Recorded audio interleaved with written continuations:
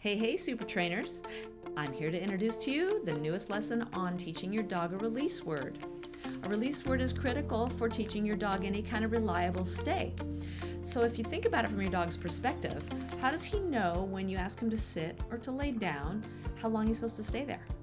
At this point, he's really just kind of conditioned to stay there just long enough to get the treat snack and for you to say, good boy, and then he jumps up and runs off and continues doing his own thing. So this is an excellent way to ramp up your stay training, and I'd love to hear from you in the comments section below as to how this is helping you accelerate your stay training. Good luck. Free is our release word. We used to say the word okay, but that's so overused. A lot of people, greet their guests at the front door, or they're saying good night and goodbye to their guests, and they say, okay, good night. And if they say okay, then the dog runs out the front door. So we now use the word free as the dog's release word. What is a release word, you might ask? What's a release word? Yes. A release word tells a dog that any position you've put him in, you told him to do something, he's excused from that. So like getting up, you can get up from the dinner table. So if you ask your dog to sit, he should, in theory, stay in that sit until you've told him he can do something else. Sit is not just sit long enough to snatch that treat out of your hand and then run off. Make sense? So dogs really don't have solid obedience until they wait to be excused from sit or down or stay or heel with a release word. Or you're asking them to do something else, like stay, let's go, right? So stay is stay, sit is sit, until you told them something else. Cool? Okay.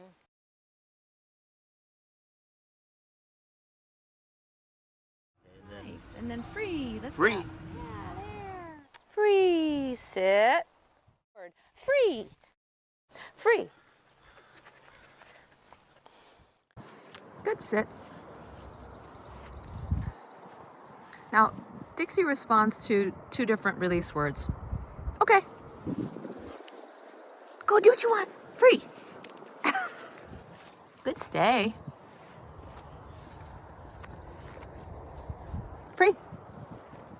Yeah, go do what you want. Go do what you want. Let's go. Mouse. You don't have to use the release word. You could just say, let's go. And this is how you know you've got some good obedience, because your dog stays in those positions until you tell him something else.